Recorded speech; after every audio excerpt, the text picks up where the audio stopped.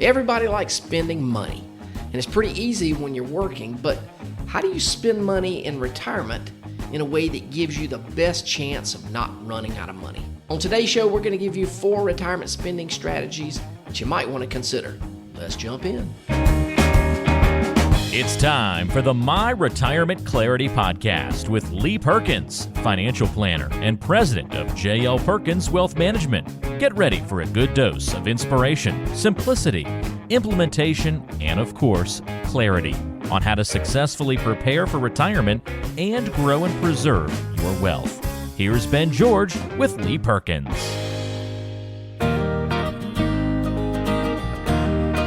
Welcome into the My Retirement Clarity Podcast. I'm your host, Lee Perkins. Today's show is going to be a good one because I think the topic is something that pretty much everybody likes to do. Maybe not every single person, but most folks do, and that is spend money. Spending money is really easy to do when you're working because you've got income from your job, and so that's what makes it easy. And frankly, that's why a lot of people, while they're working, don't have any type of budget. However, once you enter into the retirement phase of your life, how you spend money becomes a little bit more of a challenge. So when somebody comes into our office and we take them through our normal process, one of the main things that we look at is retirement expenses. Now, in our office, we break this down into 2 separate categories.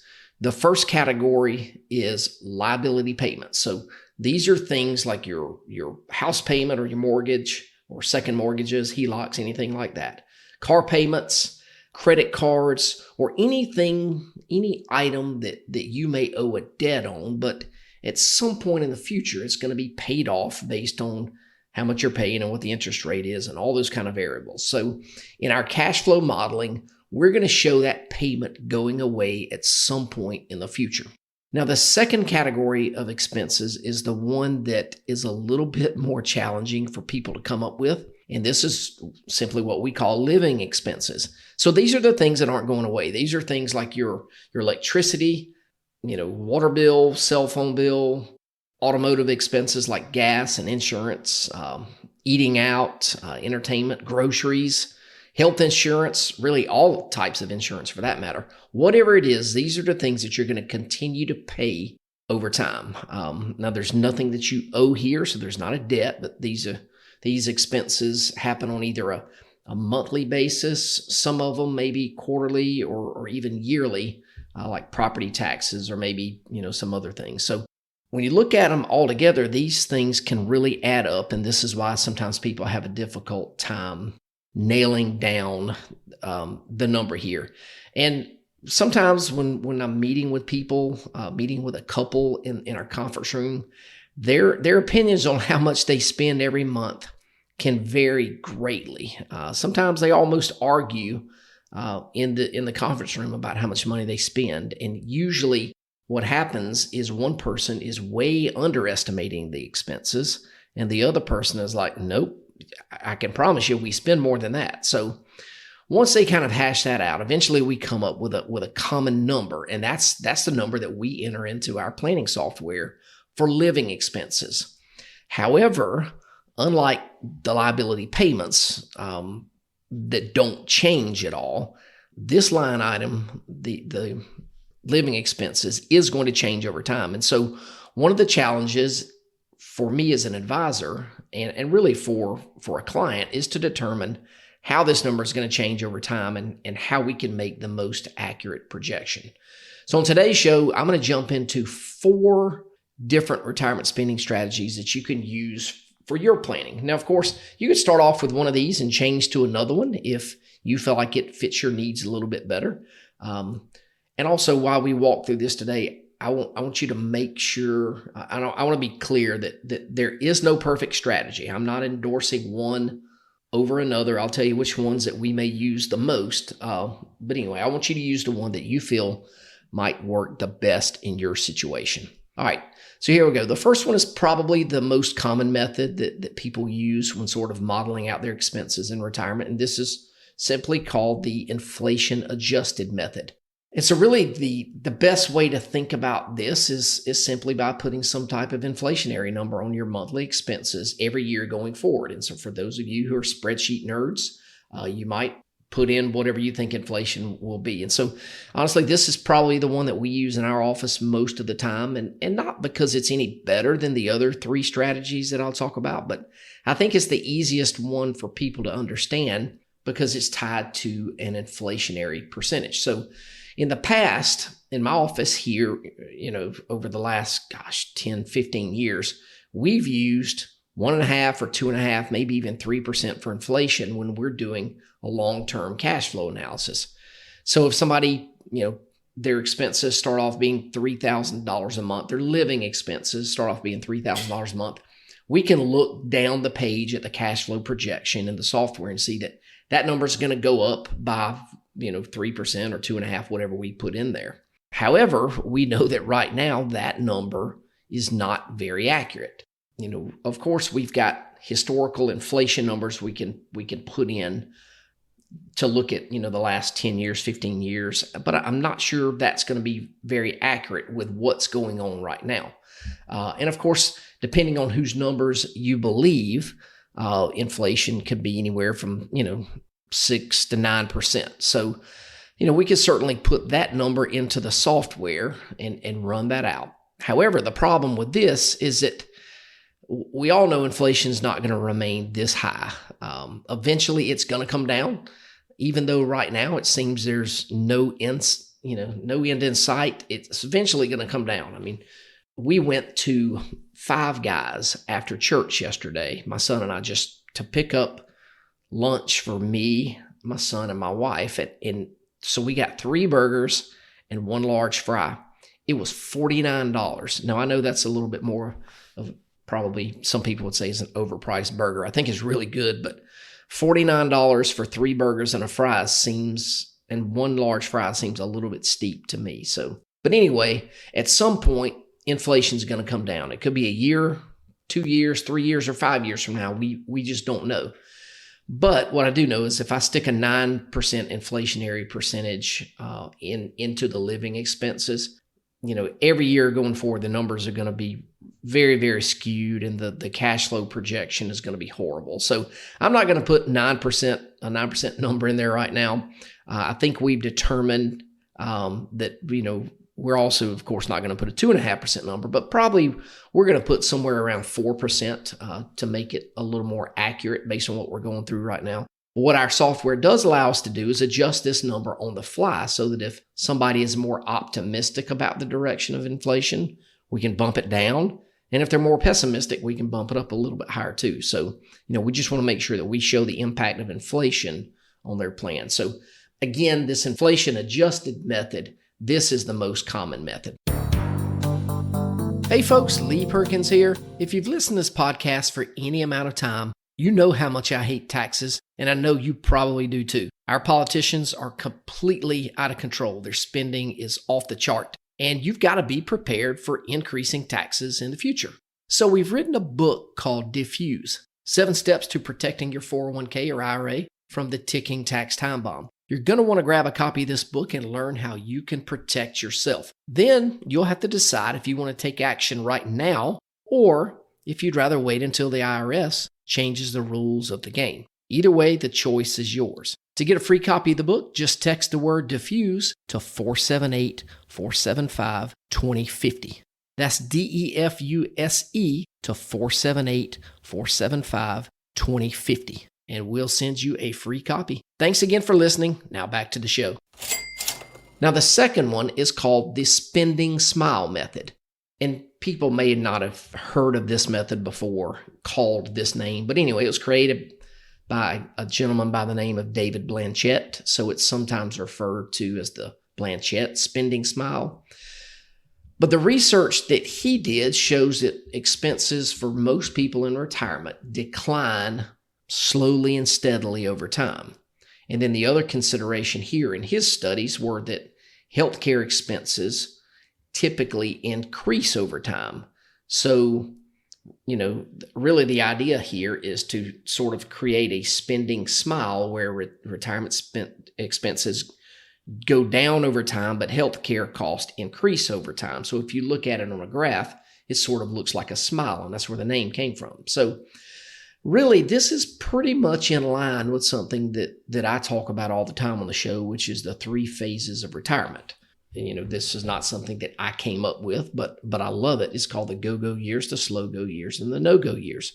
So to give you just a quick overview here, the go-go years are the early years of retirement. And this is typically when you're young enough and healthy enough to go and do the things in retirement that you want to do.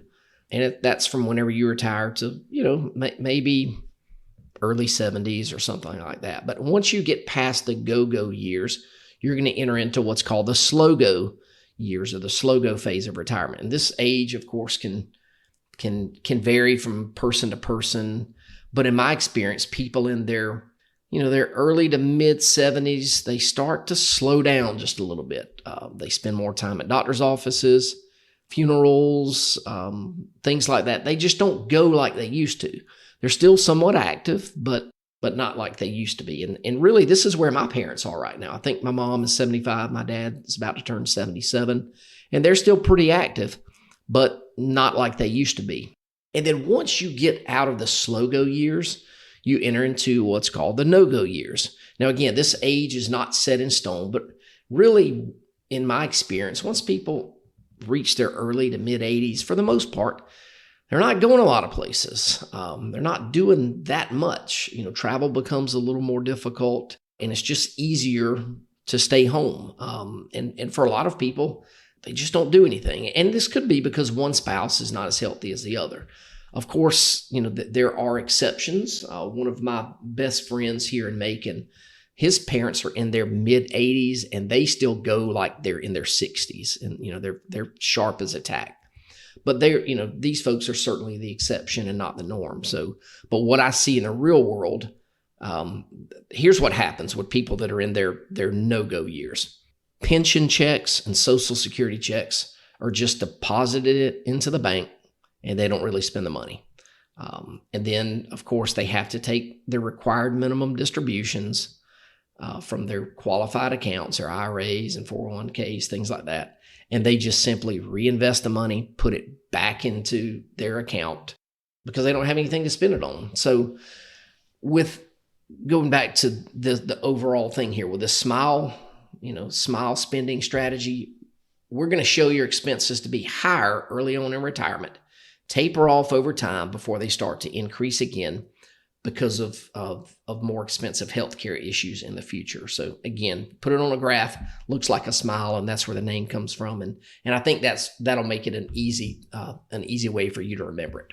All right, so the next 2 are, to me, a little bit more complicated, so I'm not going to spend as much time on them. The next one is called the floor and ceiling method, and this method allows for retirement spending to sort of fluctuate with market percentage or market performance.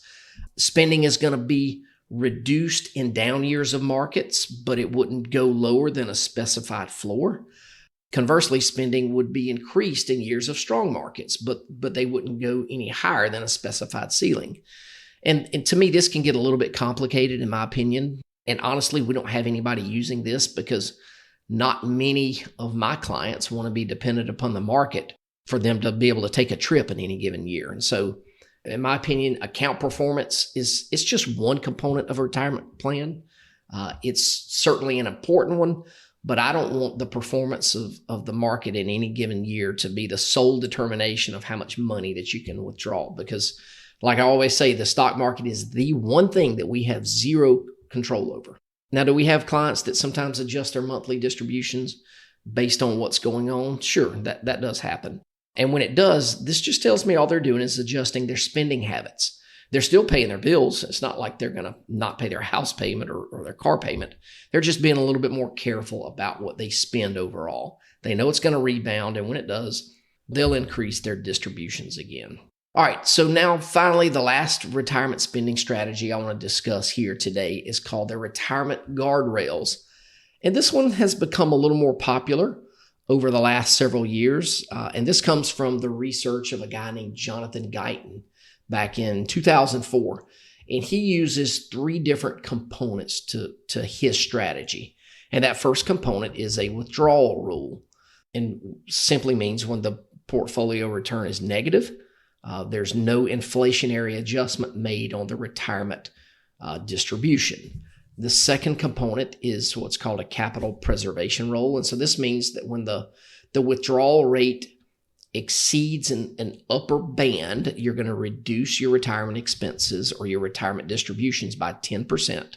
And then they have something called the prosperity rule, which means when your withdrawal percentage goes below a certain number, you can increase your distribution by 10%. So let me give you this in layman's terms, since I'm throwing out some percentages that may be a little bit confusing. So we're looking at your withdrawal percentage. And so if that withdrawal percentage goes above a certain amount, meaning say it goes above 5% of a withdrawal rate, you would agree that you are going to temporarily decrease your monthly distribution until markets rebound. And that's usually, maybe a couple of $100 a month. It's not significant. But if your withdrawal percentage goes below a certain amount because your accounts have performed well, then you feel free to increase that retirement distribution if you need the money. And I think this is a pretty good way for clients to look at things because they know that markets go up over the long term. So there's a pretty good chance that their retirement distributions are likely going to increase if they use this method. But they all know that there's going to be times when the markets go down, like the period of time we're living in right now.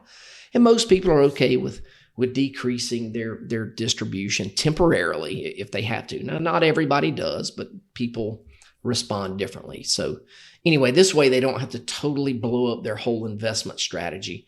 They just have to be a little patient while markets rebound. And of course, they always do. So there you have it. These are 4 retirement spending strategies for you to consider in retirement. Which one's best for you?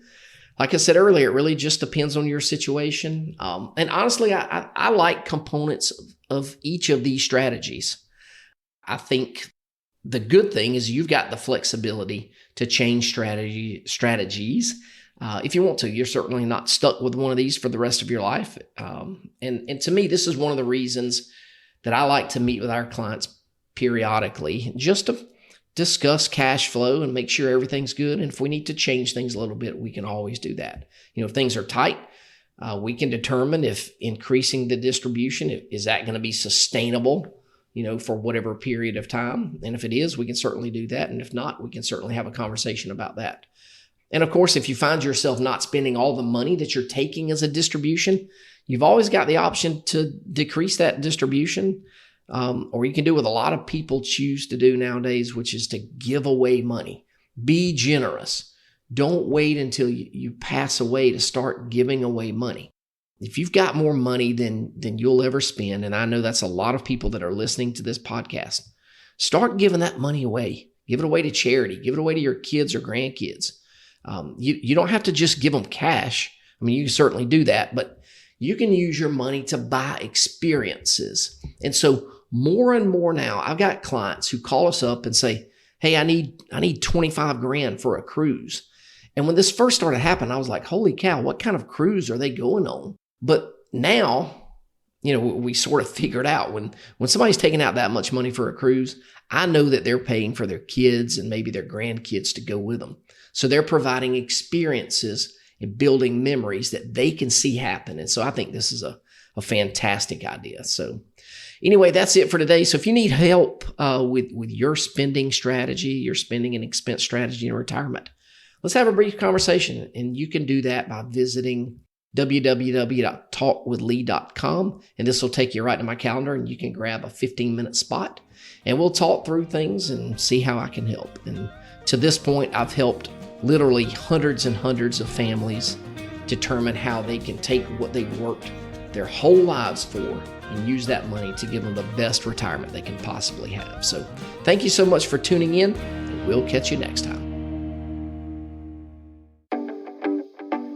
Lee Perkins here, and I want to thank you so much for tuning into the show today. If you like our podcast, we would be honored if you would share the show with others. And one great way to do that is by posting the show to your social media pages or by just telling others about it. Either way, we would really appreciate it. And of course, if you do enjoy the show, we would appreciate it if you would give us a 5-star review, and this certainly helps other people like you find our show. And if you want to learn a little more about our firm and how we help people have the best retirement they can possibly have, go check us out at www.myretirementclarity.com. There are a lot of great resources that you can access directly on the website. And of course, if you want to have a conversation with me, you can visit www.talkwithlee.com, and this will take you directly to my calendar.